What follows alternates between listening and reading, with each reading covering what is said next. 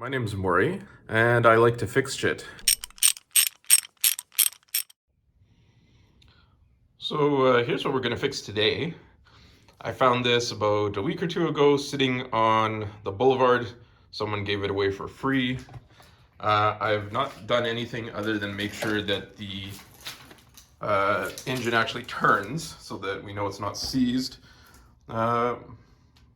But I'm going to do a couple things to check and see whether it's actually savable at all, and if it is, we'll see if we can make it run. And I think it's actually nicer than a couple other ones I found. I found this second one out there, and then way over here is the one I actually use.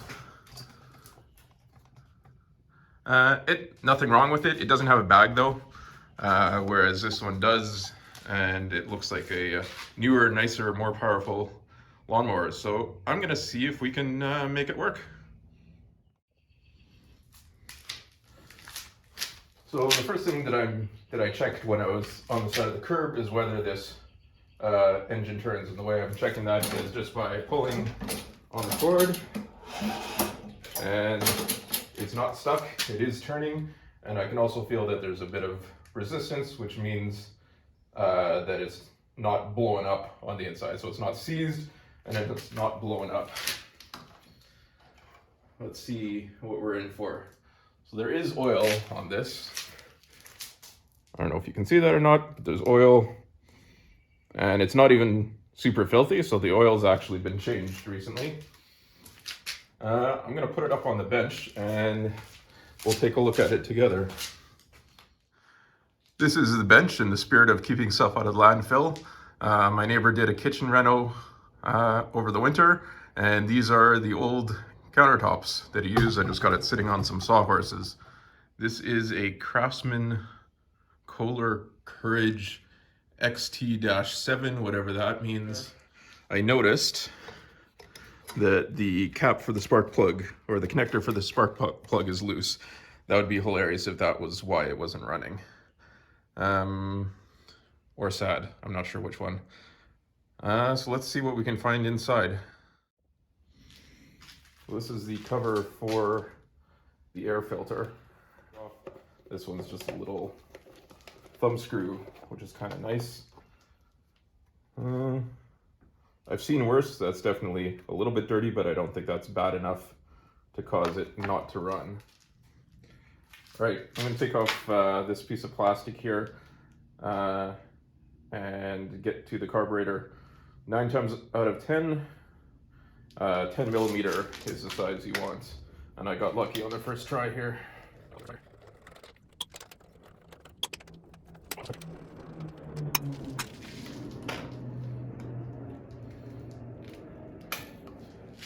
This is the carburetor, definitely the most complicated part of any small engine.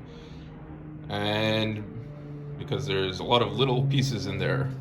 There's a little air valve here on the front that lets more air through and into the engine. Coming down this tube over here, that comes from the gas tank, and it fills up this bowl down here. And then there's a little tube that, as the air rushes through, it sucks up the right amount of fuel up and in. That tube's really small. It can get clogged with little bits of dirt really easily and stop that from working, or from sending fuel in, basically. Either way, first step, I'm gonna take this bowl off. It may have some gasoline left in it and probably some dirt, and if it does, that'll let us know whether I need to clean it out or not. Righty tighty, lefty loosey.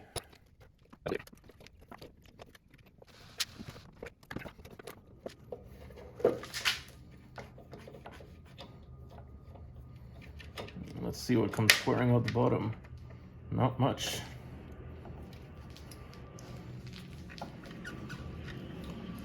This should pop right off.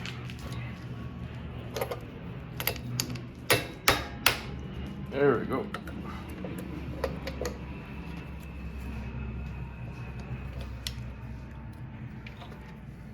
Oh, look at that. Can you see that? See all that gunk in there? That is bad news. This carburetor definitely needs a cleaning. This is what I use to clean out carburetors with. It's basically just comes in a spray bottle. It's nasty stuff. You don't want to breathe it in, but it does a great job cleaning gunk out of carburetors. All right, so I figured out to get into this, get the carburetor off, we need to take out that screw and that screw. And of course they are a Torx fitting, which looks like a little star. Sometimes I feel like companies just put those on to keep people from repairing their own stuff. But gotta take off the top cover before we can get into that last screw here.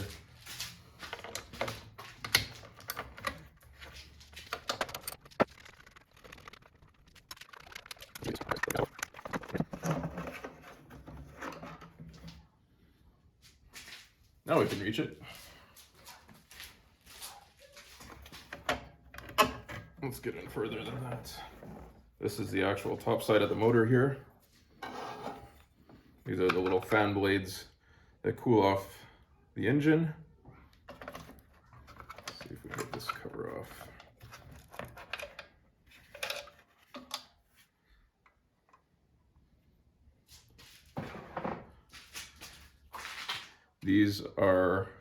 This is the part that makes the spark. As this turns around, it induces a current in here, sends it down the wire and into the spark plug, which is right down in here. Makes a spark, that's what makes the kaboom. Piston goes down, comes back, your engine runs. Let's see what happens. Can we slide it off now?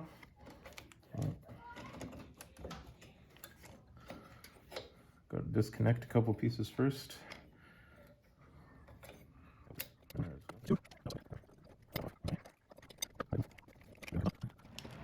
Last thing I'm going to do is pull this little couple of fuel lines off. But first I got to find my pliers. Hang on. Somewhere I have some appropriate sized pliers, but I actually don't know where they are, so we're going to use these ridiculously large pliers and hope for the best. That's one, and there's also this guy over here. Let's see if we can pull these off without breaking anything. All right, I got it started by prying at it with a screwdriver here. Got it loose, so now we can pull it off. If the gas tank was full, there would be a ton of fuel just pissing out of there. If I need to do that, I get a pair of vice grips and just clamp it down there to try and keep some of that in the tank. All right, so I've cleaned off the workbench because it's getting too dirty and I want to keep the carb clean once I clean it. I've cleaned out inside bowl as best I can. Here's a little gasket that goes on top that kind of seals everything together. It's not a great shape, but I think it's good enough. This is the float part that I was showing you before. And to take a look inside, I'm gonna have to pull or push out that pin, which normally slides nice and easily, and today is not. Let's find the pliers.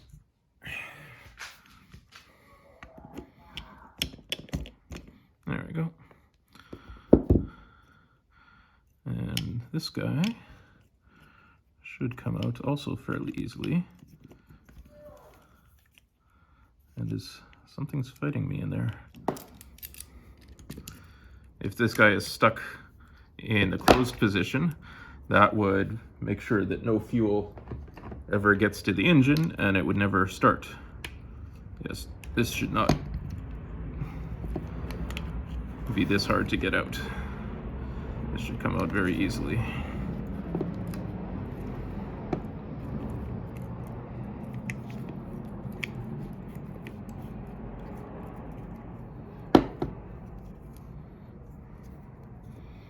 All right, this guy's got a little spring on it.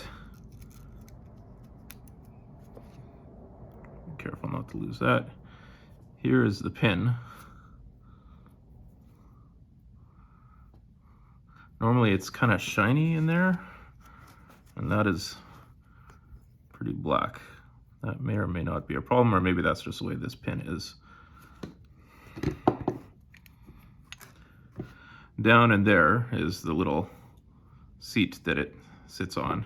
It also doesn't seem to be sliding in and out of there very easily, which it needs to.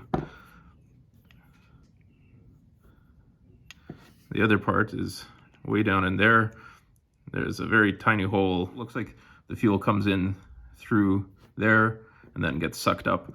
And based on how dirty all of this is, I would imagine that that is probably plugged too. An old toothbrush comes in handy here for cleaning these guys. I'm going to try and take these gaskets off very gently. That's one, and there isn't one on the other side. Excellent. Let's give this a little bath.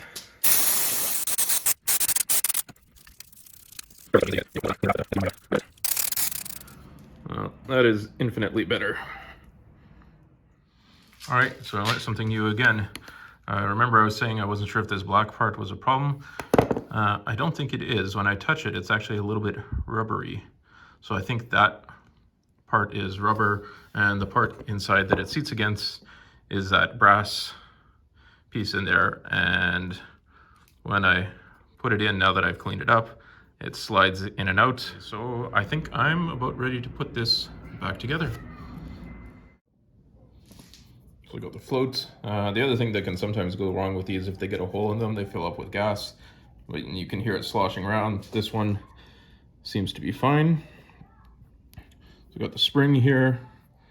It goes over top. And gets put in here.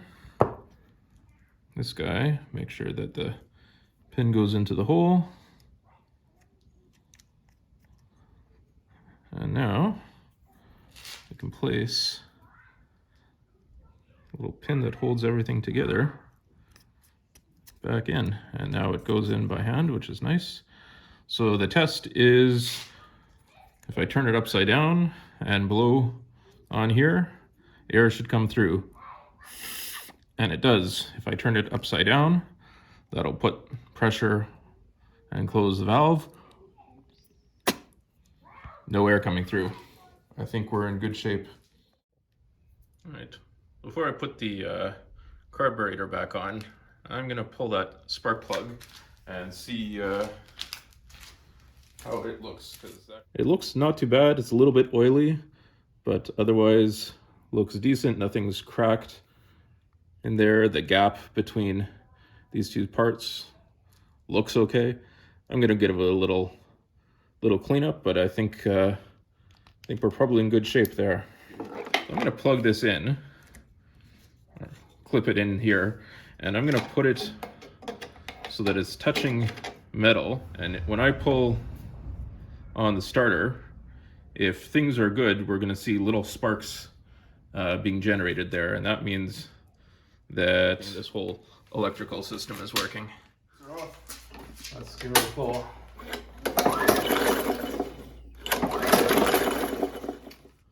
Oh, definitely saw some spark.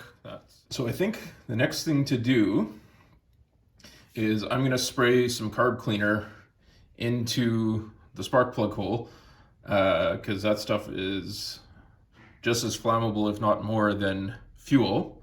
And we're gonna pull it over with the spark in there, and if it runs for a couple seconds, we know that this lawnmower is actually going to run.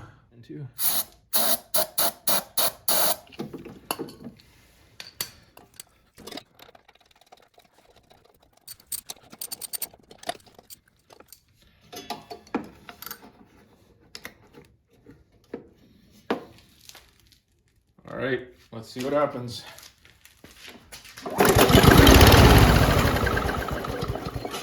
It runs just like that, and it didn't sound half bad either.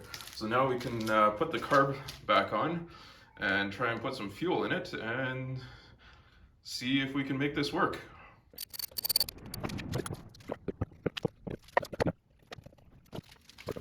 Here's a plastic cover. The one on top of it, it's got a little seal that goes on here.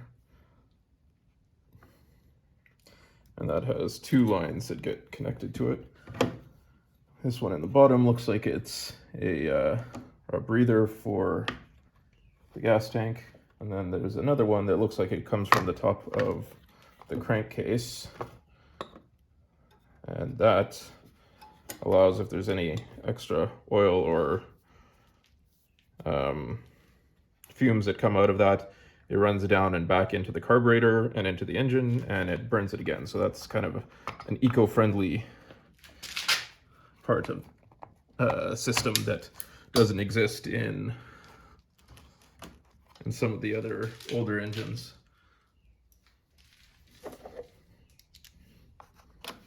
And now the nuts can go back on.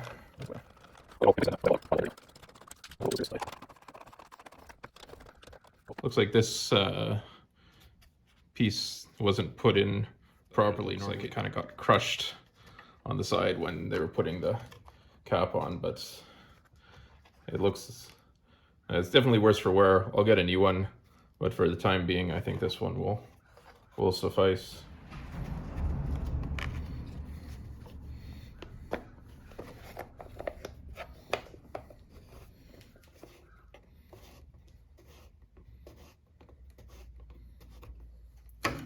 All right, let's start putting the rest of it back together.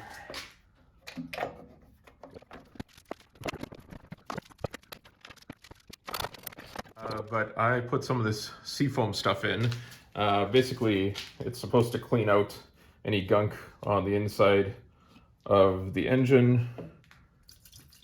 I just give it a couple little glugs there, and I also mix a little bit in with the gas that I run in these. I usually buy premium because there's fewer additives in it, so it won't absorb water and go bad as quickly. And I use so little of it that the cost is pretty inconsequential. When you run it for the first time, it will put out some pretty nasty white smoke, which I guess is a sign that it's working. Put a few glugs of gas in it, and we'll take it out and see what happens.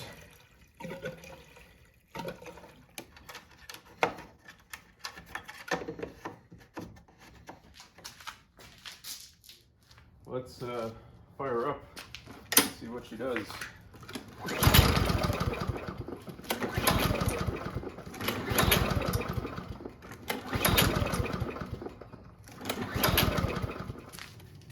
Giving a little shot of carb cleaner to get it going and see if it'll catch with the gas.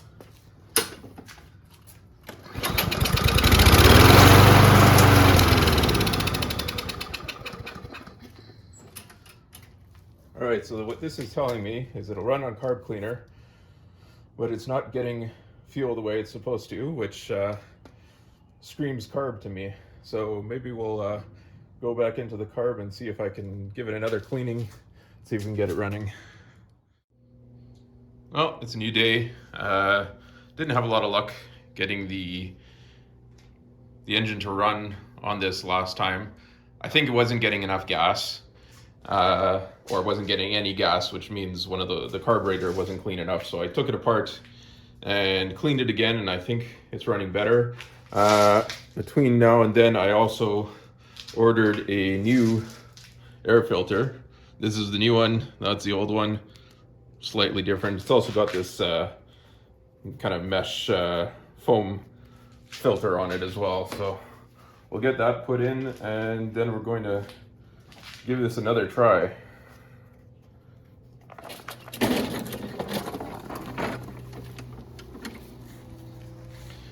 All right, let's give it a shot, see what happens.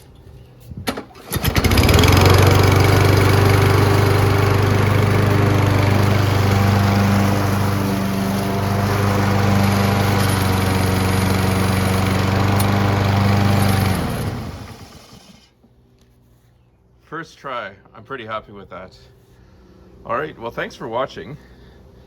If you have any ideas of what you want me to fix next, let me know, drop something off. See you next time.